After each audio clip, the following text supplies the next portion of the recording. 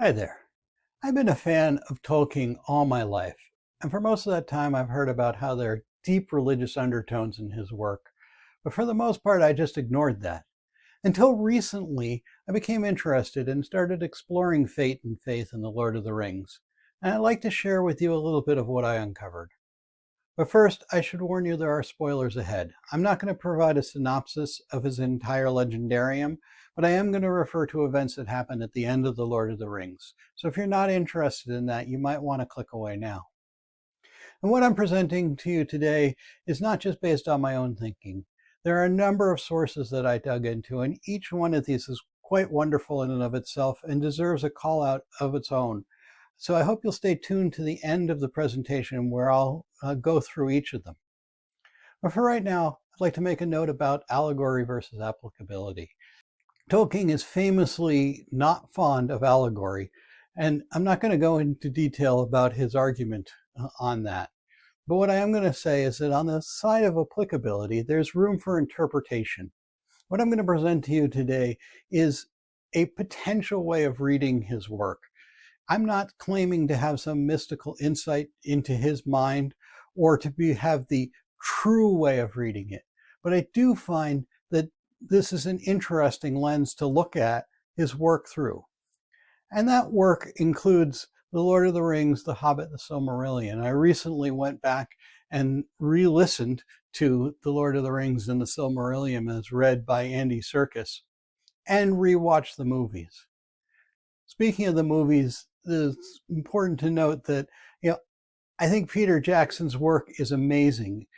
Probably the best adaptation of a book ever done.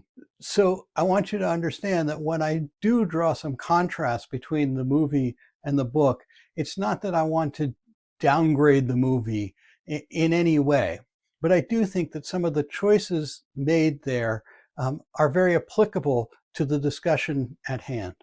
Before we go further, let's talk just briefly about J.R.R. Tolkien himself. I'm not going to provide a biography of him. There's many really good biographies out there. But apart from the fact that he was an amazing storyteller, there really are three facts which we need to understand about him for our discussion here. One is that he survived World War I and World War II, and in fact was in the trenches in World War I. Another is that he was a professor of Anglo-Saxon, Old English, and Old Norse, and a philologist. Shippey, who's one of the sources that I looked at, loves to tell stories about him doing the etymology of names, which he loved. But probably for our discussion, the most important thing, and possibly the most important thing for Tolkien, was that he was a devout Catholic his entire life. So where should we begin? Well, let's begin where Tolkien began, with a blank page on which he wrote, "In a hole in the ground there lived a hobbit." Now, hobbits are interesting creatures. Most of the species in Lord of the Rings can be traced back to Norse or Celtic mythology, but hobbits seem to be largely a creation of Tolkien himself. Another interesting thing is that if we look at Middle-earth overall, most of it falls into what we might call a mythic realm, with heroes and villains and kings and dynasties. But the Shire, where hobbits live, is much more egalitarian and agrarian in nature. Hobbits themselves are more a little like people in, I would say, late 1800s, early 1900s England than they are like people in the Middle Ages. And this is kind of reinforced by the idea that they have potatoes and tomatoes and even tobacco, which come from the Americas and wouldn't have been available in the Middle Ages in England. Taking all this together, we can see the hobbits as kind of an anachronistic creature inside Tolkien's work. And if we look at it this way, then we can see Tolkien's work a little bit more like we might see Lewis and Carroll's Through the Looking Glass, or A Connecticut Yankee in King Arthur's Court, where we're seeing the world through the eyes of a creature from the outside. Now, even saying that, though, we have to remember that Tolkien definitely saw his world of Middle-earth as being a history, although mythic, of England, his home. He says this repeatedly, that it is not a separate world, but a past of our world. Now, he did have experience with anachronistic people reflecting the past. We can look at the example of Snorri, who wrote the Prose Edda, or more accurately, wrote down the poems that are in the Prose Edda. He was writing poems from long before his time and trying to capture them, but he certainly did put some lens on them. Now, Tolkien does a similar thing. He has the Red Book, which is The Hobbit and the Lord of the Rings, written by first Bilbo and then Frodo, and finally finished by Sam. But he did have a challenge, which is, where is Christ? Tolkien was a devout Christian. He was not a Buddhist. He did not believe in reincarnation or multiple bodhisattvas. And as we mentioned, he was not a big fan of allegory. For Tolkien, the birth of Christ was a fixed event that happened at a fixed time, which would have been after the mythic world of his Middle-earth. In fact, he has this relatively famous quote where he says, "The Lord of the Rings is of course a fundamentally religious and Catholic work, unconsciously so at first, but consciously in the revisions. That is why I have not put in or have cut out practically all references to anything like, quote, religion, unquote, to cults or practices in the imaginary world." Now, I highlighted there cut out because we'll come back to that in a moment. But I think that this opens up an interesting possibility. If we see hobbits as anachronistic, as coming more from the 1800s or 1900s, perhaps we can also see them as Christian.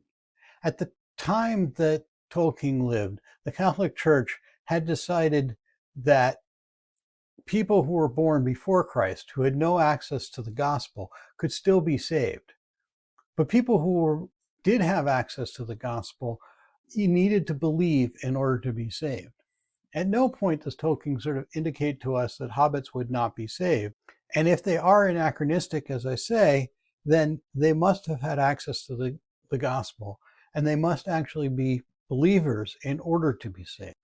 There is a little bit of evidence to this. As I said, he said he cut out most references to religion. But there are two interesting ones, which maybe he missed or maybe got left in on purpose. When Gandalf finds Sam listening at the window when he's talking to Frodo at Bag End, Sam says, "Lord bless you." And then later in that same conversation, he says, "Lord bless me." Now, at Tolkien's time, this would have been understood to be a religious statement. Lord bless you, or God bless you. So this brings up an interesting possibility as we start to talk about the ring. Perhaps the reason that the hobbits seem so able to resist the ring is that they are in fact Christians and they have access to salvation and the gospel. The power of the ring is to deceive people into believing that they desire and can have power and control over others. If we look at all the bad guys that we see in The Lord of the Rings and in his larger legendarium, we see that what they're seeking to do is have power and control over other people. And this is the very nature of the ring. But if you have access to salvation and the gospel, you can believe that you don't need that because you understand that there is eternal life available to you. So perhaps that's why hobbits of all the creatures in Middle-earth seem to be so able to resist the power of the ring. And as a side note, I think this is an interesting explanation for why the eagles couldn't just fly the hobbits to Mordor. The eagles were very much creatures of the mythic Middle-earth, and they would be no more immune to the ring than Boromir or even Aragorn admits that he might fall to the power of the ring. Had the eagles attempted to fly the hobbits to Mordor, they could easily have been corrupted by the same power. So I think this gets us to what is the central question that Tolkien is struggling with. Some people talk about immortality versus mortality, and that's definitely in there with the immortal elves versus the mortal humans. Other people talk about environmentalism versus industrialism, and there's no question that Tolkien was a lover of nature, particularly trees, and that he did see a great deal of industrialization of his home in his life. But I think both of these are, while present, not the main point. The main thing that he's looking at is if you have an all-knowing and all-powerful God, which Tolkien definitely believed in, who has a plan, however ineffable, then what is the point of free will? That is really the question which the Lord of the Rings and the larger legendarium is struggling with. Rest assured, free will or agency was very important to Tolkien. Let's look at that. Let's look at a place where the books and the movie do diverge. And there are actually a number of examples of this. We'll start with Merry and Pippin. In the movies, Merry and Pippin bump into Frodo and Sam as they are leaving the Shire and kind of get pulled along with them. But in the book, Merry and Pippin have been conspiring with Sam for some time to go with Frodo, despite the fact that they admit to being afraid. They have made the decision, taken the agency to go with him. Another interesting example happens with the Mines of Moria. In the movie, Gandalf is afraid of the danger in the mines and so tries to lead them over the pass first. This is not how it happens in the book. Actually, in the book, despite knowing about the danger, Gandalf suggests going through Moria. It is Aragorn who says, no, let's try the pass first. A similar story plays out with the Ents and their Entmoot. In the movie, the Entmoot decides not to go to war. And then Merry and Pippin goad Treebeard into going to war when they take him to Isengard. However, in the books, it doesn't happen like that. In the books, the Ents in their Entmoot make the decision to go to war. They take the agency. Perhaps one of the more dramatic examples is how the movies changed Faramir's plot. When Faramir captures Frodo in the movies, he takes him almost all the way back to Minas Tirith before Frodo has this incident with the Ringwraith and Faramir sees the errors of his ways and lets him go. In the books, Faramir says, I would not take this thing were I to find it lying on the side of the road, referring to the ring. And he sticks to his own agency, his own free will to let Frodo go. Now, many sources talk about how there's this struggle going on in the spiritual world versus the physical world. And I think that might not be quite the right way to see it. Tolkien was a Christian and a member of a religion of the book. And for him, words were very important. We see in John 1:1, in the beginning was the Word, and the Word was with God, and the Word was God. Tolkien very much believed in this connection between words and actions and the reality that God was putting in front of us. In fact, this can be seen as kind of his magic system within his world. We'll take the example of Gandalf facing off against the Balrog in Moria. Now, in the movies, he says, you shall not pass. But in the book, it's very slightly different. He actually says you cannot pass. And lo and behold, the bridge breaks, and in fact, the Balrog cannot pass. He falls into the chasm. Gandalf has shaped the world with his words. A similar sort of shaping happens at the gates of Minas Tirith when the Witch King has broken them down with Grom, the battering ram, and he is about to take the city, and Gandalf comes and says, you cannot enter. And at that moment, The Rohirrim show up and we hear their horns, and in fact, the Witch King has to go off and deal with this new threat, and he does not in fact enter the city. In many ways, Gandalf's actions, small actions that he's made throughout the story, have set up the world so that it will happen that way. But nonetheless, his words shape the world. So if we accept this premise that free will and agency have the ability to shape the world, what are the enemies of free will? Well, first we have an external force of power which attempts to control people and remove their free will. We also, though, have an internal force of fear which can rob people of their free will. On the side of power, this is definitely a theme that we see throughout the legendarium.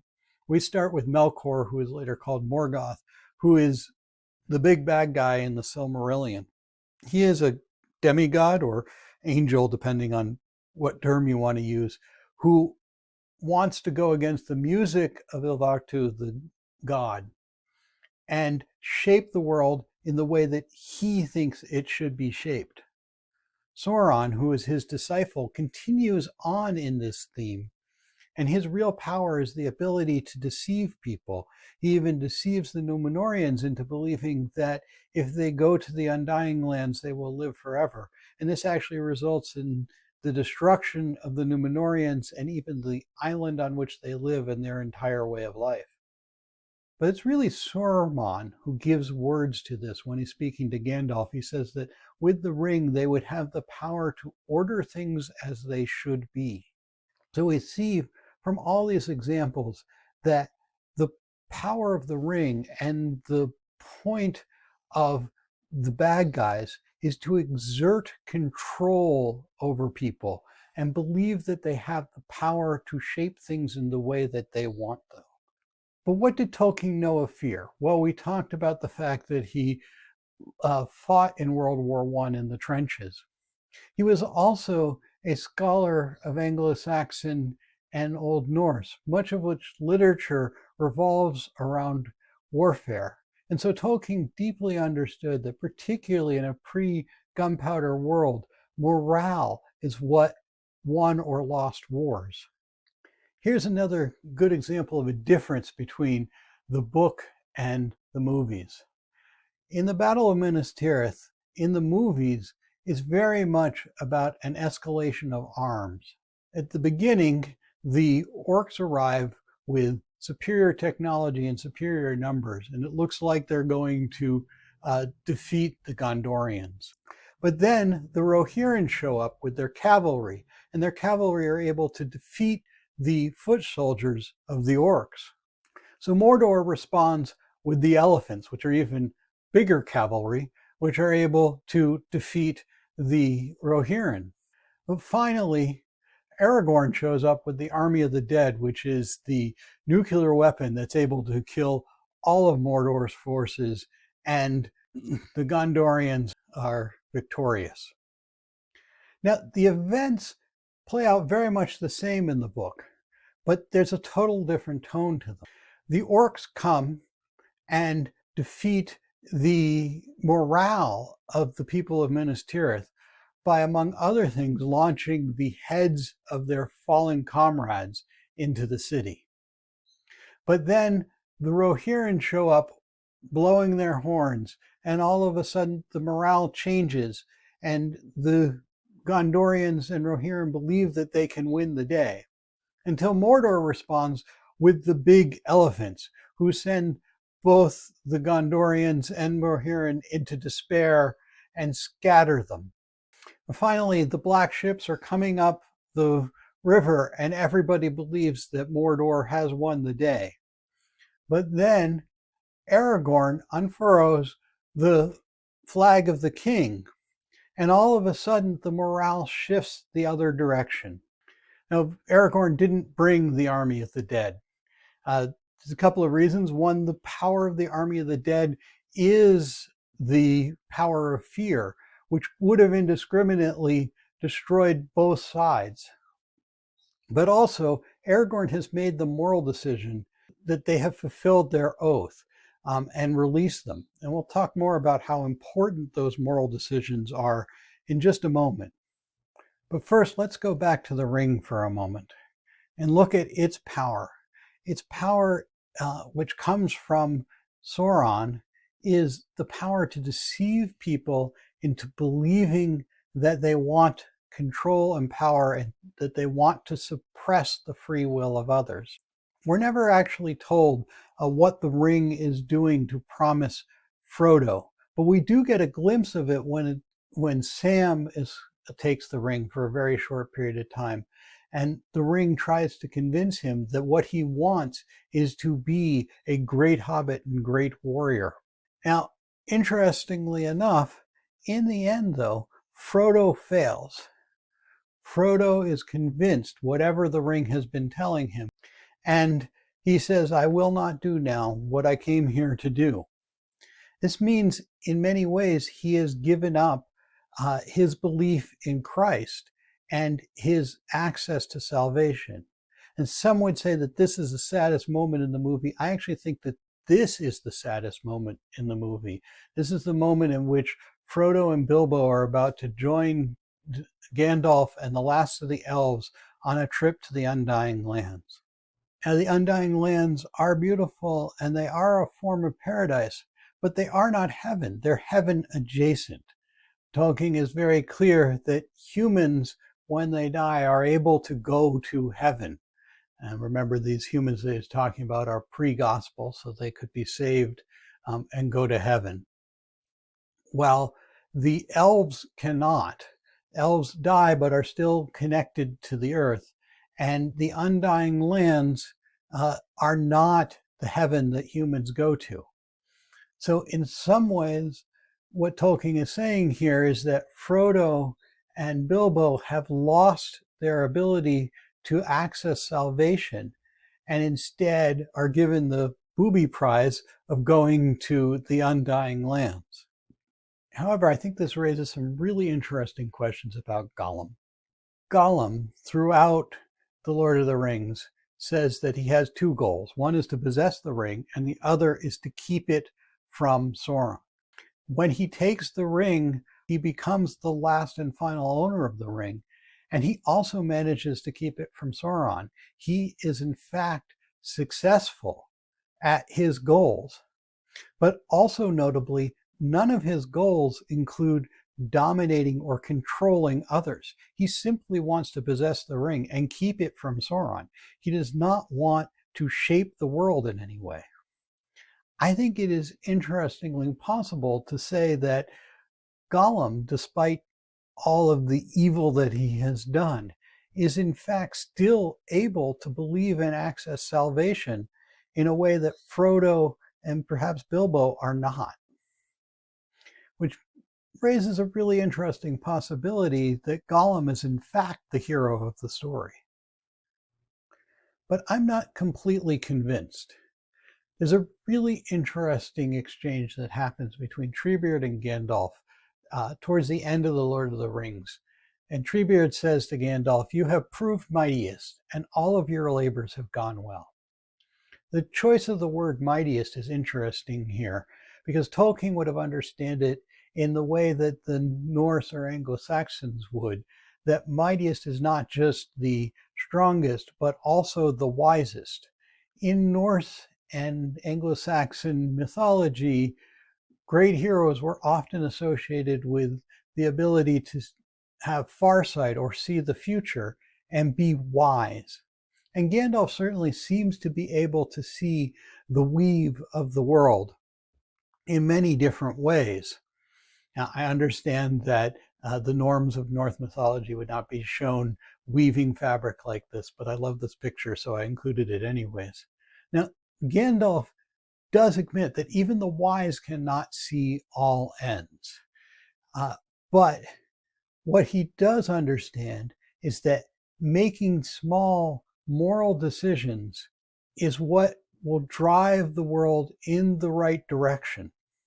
And we can see this in the people who have learned from Gandalf. For example, Aragorn, when the Fellowship breaks up, really has three different paths in front of him. He could go help Frodo, which would definitely have a huge effect on the world, or he can go to Minas Tirith, which again would have large effect on the world, and he admits that that's where his heart is leading him.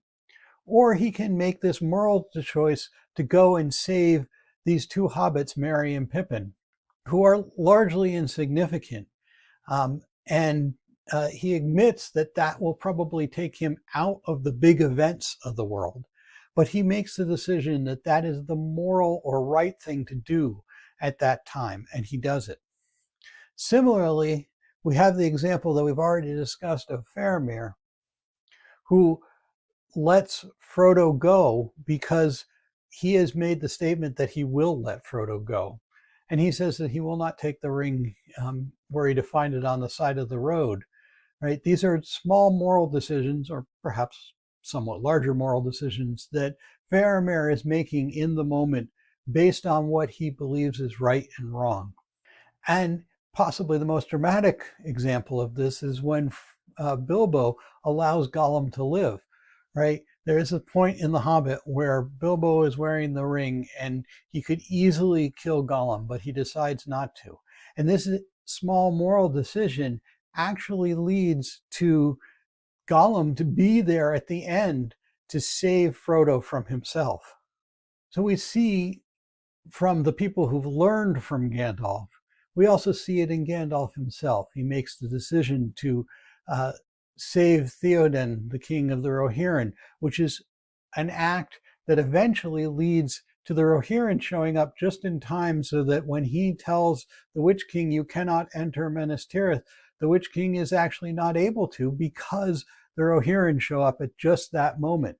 And it's all traced back to Gandalf making the moral choice at the time to save Theoden, and also making the moral choice to bring the reinforcements to Helm's Deep, and making a number of other little small moral choices. I'm going to skip over the scorching of the Shire, much like they do in the movies, but I think what was happening at the same time is very interesting. Gandalf says he's going to go have a long talk with Tom Bombadil, and I often wonder what that talk was about. I suspect now that that talk was about these small moral choices and how they drive the world. And this is what I believe is actually the central thing that Tolkien is telling us in his work. It's not the big decisions that matter. It's the small decisions that matters. Tolkien definitely believed that there was a right and wrong. He was reacting against the relativism of his time, where people were starting to believe that based on your culture or your situation, you could believe different things were right and wrong and be equally true. But Tolkien believed that his Christian faith in God gave him an actual definitive right and wrong, and that there was actually a right and wrong decision to be made at every point. And Gandalf is making those small moral choices, and that's what leads to his victory and the victory of free will in the world. And that's what I think he was talking about with Tom Bombadil. So that's some of the conclusions that I came to about faith and fate in The Lord of the Rings. Before I leave you, I wanted to introduce you to some of the sources that led to some of my thinking. Before we go there, if you like this, I would appreciate a like, and you can subscribe to the channel for hopefully more content like this. Also, love to hear in the comments whether you think that my interpretation holds water or not. Now in alphabetical order, because there just isn't a better order to choose, these are some of the sources that I pulled from. First up, Dr. Jackson Crawford, who is a philologist himself and a scholar of Old Norse, has a YouTube channel with some really interesting content in it, including recently he did a reading of The Lord of the Rings, which I found very interesting. He is not a big fan of fantasy, but he has a deep understanding of the mindset with which Tolkien would have been approaching the language. And so I found his reading of it actually very refreshing and very informative. Also, there's a collection of unmitigated pedantry, which is the blog of Brett Devereaux. I listen to many of these as recorded by A Great Divorce, which is a YouTube channel that has done some great stuff of recording his work. Devereaux is a professor of military history with a specialization in ancient Rome. And he was able to show me how Tolkien really understood warfare, particularly before gunpowder, in a way that was just dramatic. He has an amazing 6-part series on the siege of Minas Tirith, which if you can make it through, you definitely should. He also has a really interesting shorter piece on magic in The Lord of the Rings, which I pulled heavily from. There's also Matthew Dickerson, who wrote the book Following Gandalf, and then followed it up with a new edition called A Hobbit's Journey, for which I will never forgive him, apart from the fact that it meant that I couldn't find a easy copy, and so ended up having to order it from a used bookstore because I didn't realize that the title had changed. I just like the title of Following Gandalf better. But regardless, Dickerson has done some really, really interesting work and diving deeply into the questions around morality and how Gandalf approached them that I found fascinating, and I highly encourage you to check out his work. I also highly encourage you to check out Holly Ordway. She wrote a spiritual biography of Tolkien, which really gives a really interesting, in-depth understanding of Tolkien's life as a Catholic, what it meant to be a Catholic at the time of life in England, and how it shaped him and the world that he lived in.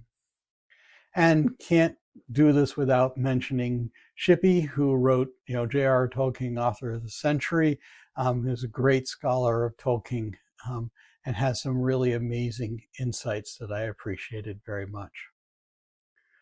So thank you. That's some view of what I discovered. As I said, I'd love to hear from you what you think. Leave a comment. These QR codes will allow you to get more information about me. And I hope you have a great rest of your day.